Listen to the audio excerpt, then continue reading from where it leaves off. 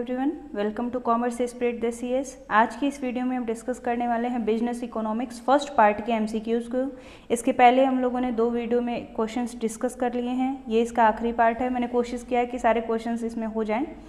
सबसे पहला आपका क्वेश्चन है प्रोडक्शन फंक्शन मीन्स, उत्पादन फलन का अर्थ क्या होता है। तो उत्पादन फलन बताता है आपका technical relationship between input and output use. लेकिन यहाँ पे 2 ऑप्शन दिया हुआ था आपका, physical and technical relationship between input and output. तो ऑप्शन नंबर डी इसका करेक्ट आंसर होगा कि जितना भी आप इनपुट लगाते हैं और आउटपुट लगाते हैं उनके बीच में भौतिक और तकनीकी दोनों संबंधों को बताता है आपका प्रोडक्शन फंक्शन।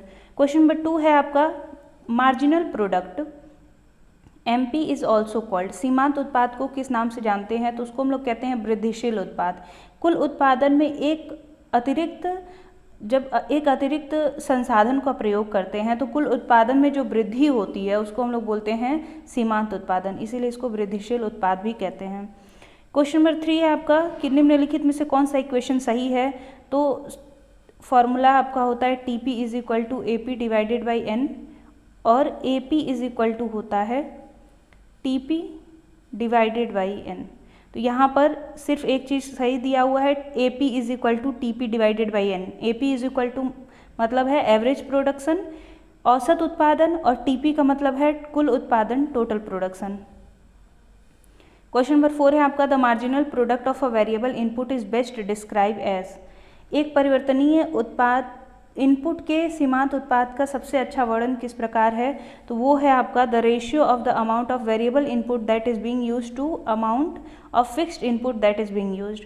उत्पाद किए जा रहे परिवर्तनीय इनपुट की मात्रा का प्रयोग किए जा रहे निश्चित इनपुट की मात्रा का अनुपात, रेशियो बताता है आपका वेरिएबल इनपुट और फिक्स्ड इनपुट के। नेक्स्ट है आपका question number 5 the main difference between short run and long run in economics is, अर्थशास्त्र में अल्प अवधि और दीर्घ अवधि में क्या मुख्य अंतर होता है। तो देखिए, अल्प अवधि इतना छोटा समय होता है जिसमें कंपनी अपने सप्लाई को चेंज नहीं कर सकती है, जो फैक्टर्स होते हैं वो फिक्स होते हैं, उसमें कुछ ना कुछ ऐसा फैक्टर रहेगा जो चेंज नहीं किया जा सकता है। जैसे अल्प अवधि में प्लांट नहीं लगा सकते हैं दूसरा, चाहे अल्प अवधि में नई बिल्डिंग नहीं तैयार कर सकते हैं। दीर्घ अवधि क्या होता है, एक ऐसी अवधि होती है जहां पर जितने भी फैक्टर ऑफ प्रोडक्शन है, उत्पादन के जितने संसाधन हैं वो सारे के सारे वेरिएबल होते हैं, परिवर्तनशील होते हैं। तो ऑप्शन नंबर सी यहाँ पे दिया हुआ है इन short run at least one of the firms input level is fixed, अल्पकाल में फर्म का कम से कम एक इनपुट का स्तर निश्चित होता है, और दीर्घ अवधि में वही क्या हो जाता है, इनपुट का स्तर निश्चित नहीं होता है, वो परिवर्तनशील हो जाता है।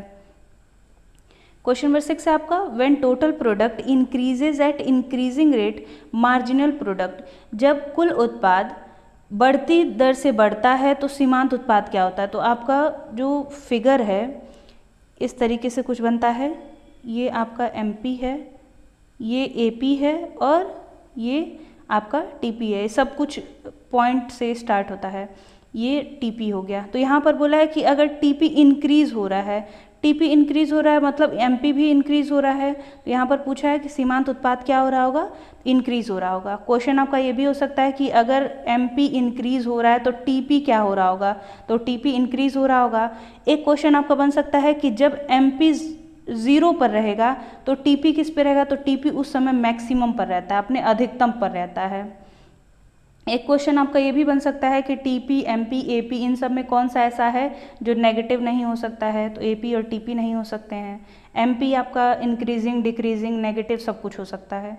नेक्स्ट है आपका question number 7 when MP increases total product, जब सीमांत उत्पाद बढ़ता है तो कुल उत्पाद क्या होता है। तो अभी इसके पहले ही बताया है, तो उस समय क्या हो रहा होता है, बढ़ती दर से बढ़ रहा होता है, increases at increasing rate.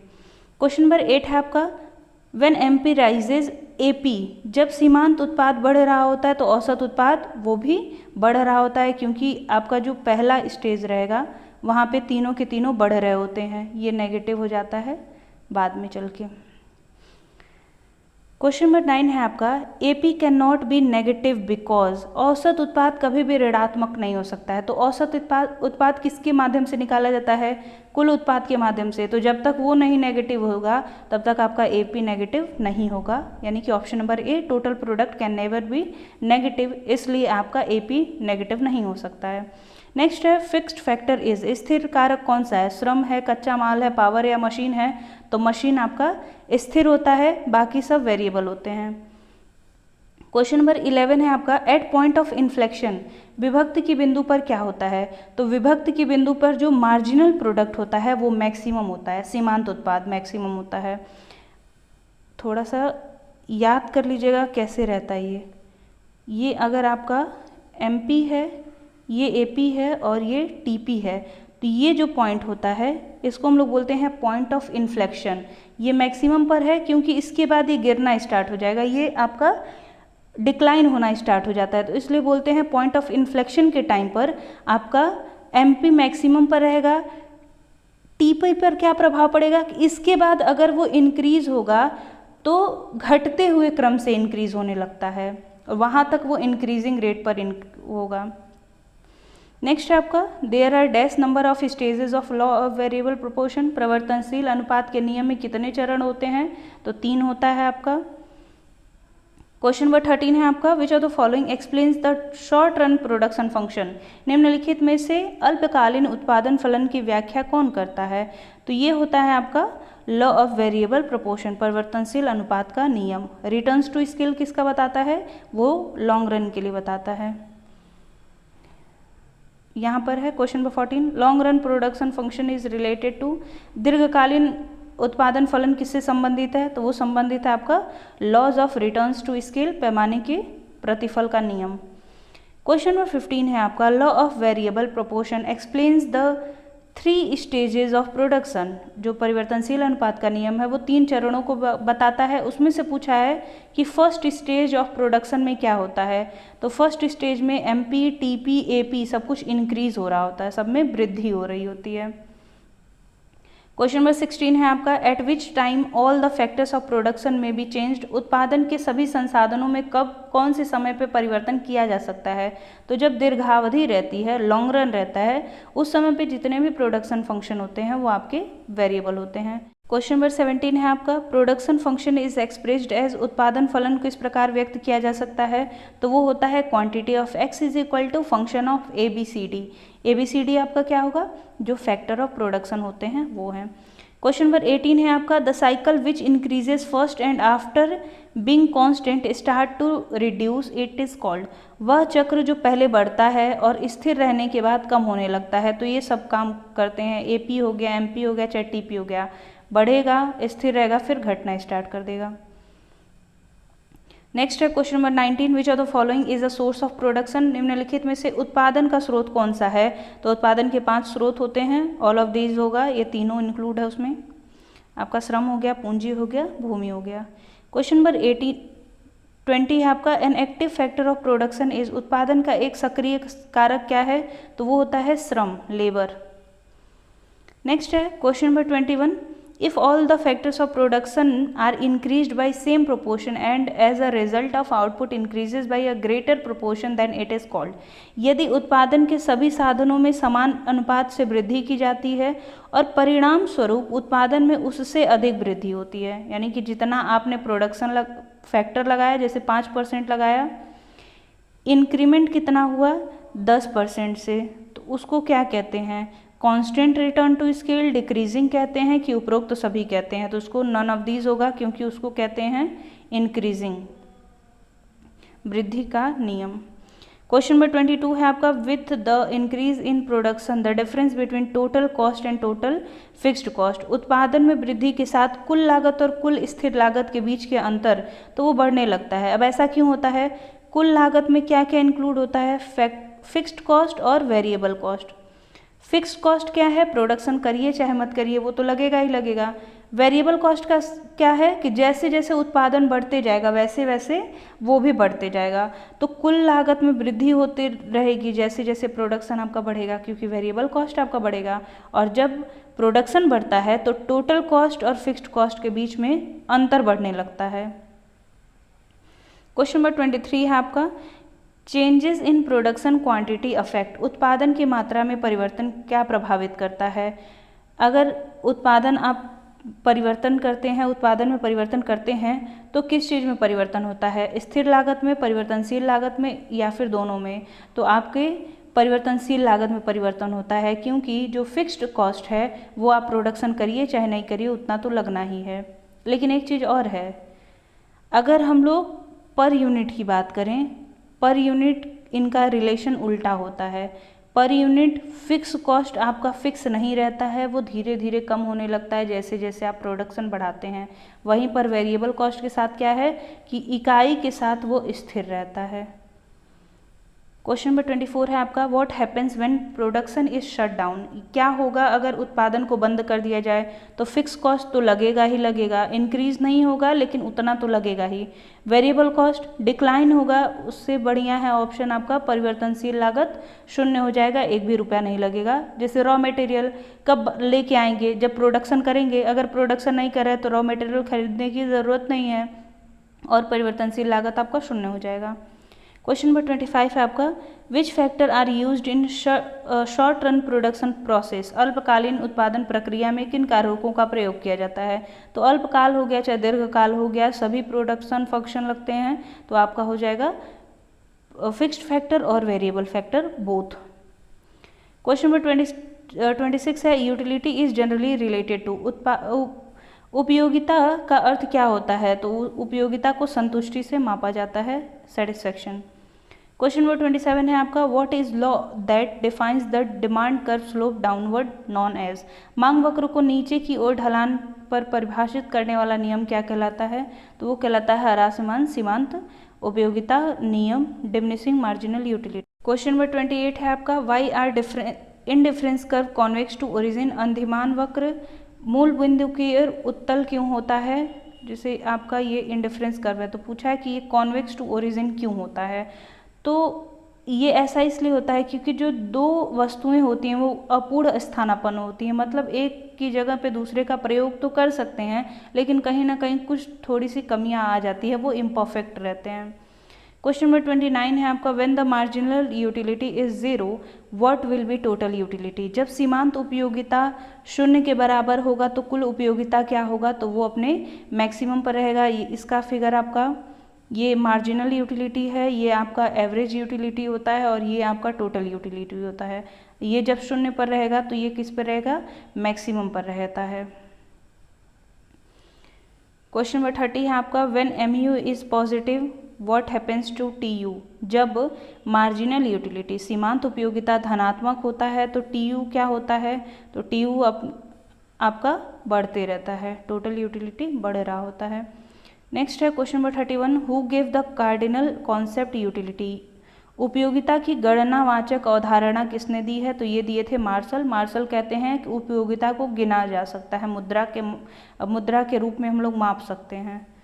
Question number 32 है आपका, निम्नलिखित में से कौन सा स्टेटमेंट सही है आपका? Utility means want satisfying power. उपयोगिता का अर्थ होता है आवश्यकता को पूरा करने की शक्ति। Utility is a function of intensity of desire. उपयोगिता इच्छा की तीव्रता का फलन है। Desire of consumption gives birth to utility. उपभोग की इच्छा उपयोगिता को जन्म देती है। तो ऑल ऑफ द एबव होगा आपका, क्योंकि सारा सही है। यूटिलिटी की डेफिनेशन होती है कि utility means want satisfying power. किसी भी वस्तु के अंतर्गत कोई ऐसी शक्ति जिससे हमारी आवश्यकता पूरी हो जाती है उसको हम लोग बोलते हैं कि वो वस्तु हमारे लिए उपयोगी है। नेक्स्ट है आपका question number 33, which of the following is non as Gossen's first law. Gossen का प्रथम नियम को क्या कहते हैं? तो वो है आपका law of diminishing marginal utility. अगर बोल देता है गोसेन का सेकंड लॉ क्या है? तो वो होता है law of equi marginal utility, समसीमांत उपयोगिता नियम। क्वेश्चन नंबर 34 है आपका, which of the following is the characteristics of utility. निम्नलिखित में से कौन सा उपयोगिता की विशेषता है? Utility is psychological phenomena. उपयोगिता एक मनोवैज्ञानिक घटना है। मनोवैज्ञानिक घटना होने का मतलब क्या है कि हर एक पर्सन के वो माइंडसेट पे डिपेंड करता है। जैसे मेरे लिए कोई चीज़ उपयोगी हो सकती है, आपके लिए नहीं हो सकती है, आपके लिए हो सकती है, आपके दोस्त के लिए नहीं हो सकती है। तो ये क्या होता है? साइकोलॉजिकल टर्म होता है जिसको हम लोग दर्शा नहीं सकते हैं, वो हम लोग महसूस कर सकते हैं। दूसरा है यूटिलिटी सब्जेक्टिव। उपयोगिता व्यक्तिपरक होता है। जैसे मनोवैज्ञानिक है, अगर हम लोग उसको दर्शा नहीं सकते हैं, फील कर सकते हैं, तो वो हर एक पर्सन के लिए अलग अलग होगा। यूटिलिटी इज रिलेटिव कॉन्सेप्ट, उपयोगिता एक सापेक्ष अवधारणा है, मतलब कंपैरिजन करके हम लोग देख लेते हैं कि हमारे लिए कौन सी वस्तु ज़्यादा उपयोगी है, कौन सी वस्तु कम उपयोगी है। ऑल ऑफ द एबव होगा, उपरोक्त सभी। क्वेश्चन नंबर 35 है आपका, how we calculate marginal utility, हम सीमांत उपयोगिता की गणना किस प्रकार कर सकते हैं।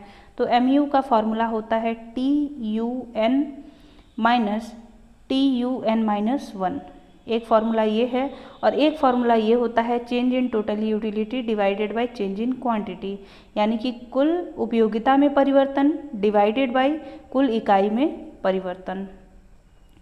फार्मूला ये वाला भी याद कर लीजिएगा, total utility of n minus total utility of n minus 1।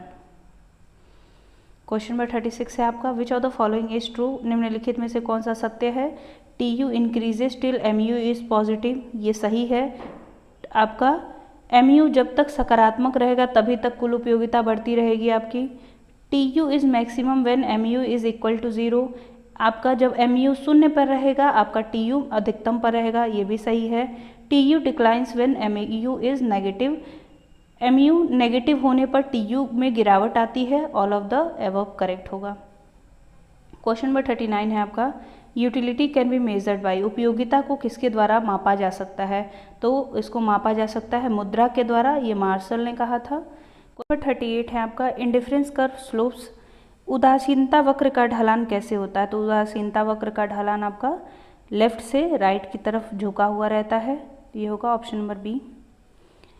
The addition of utilities obtained from all units of good is called, किसी वस्तु की सभी इकाइयों से प्राप्त उपयोगिता का योग क्या कहलाता है। तो सभी जितने भी इकाइयों का प्रयोग किया गया है उन सब से कितनी उपयोगिता मिली है उसको हम लोग बोलते हैं कुल उपयोगिता। वहीं पर अगर सीमांत उपयोगिता की बात हो जाए तो एक अतिरिक्त इकाई के उपयोग से कुल उपयोगिता में जो वृद्धि हुई है उसको हम लोग बोलते हैं सीमांत उपयोगिता। क्वेश्चन नंबर 40 है आपका, who propounded the ordinal utility theory, क्रम सूचक उपयोगिता सिद्धांत का प्रतिपादन किसने किया था। तो ये किए थे हिग्स और एलन।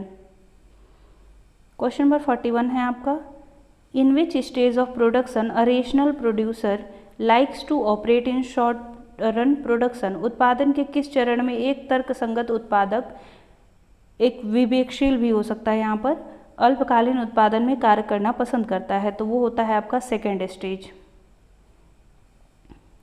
नेक्स्ट है 42 number, the shape of average cost curve is, औसत लागत वक्र का आकार कैसा होता है।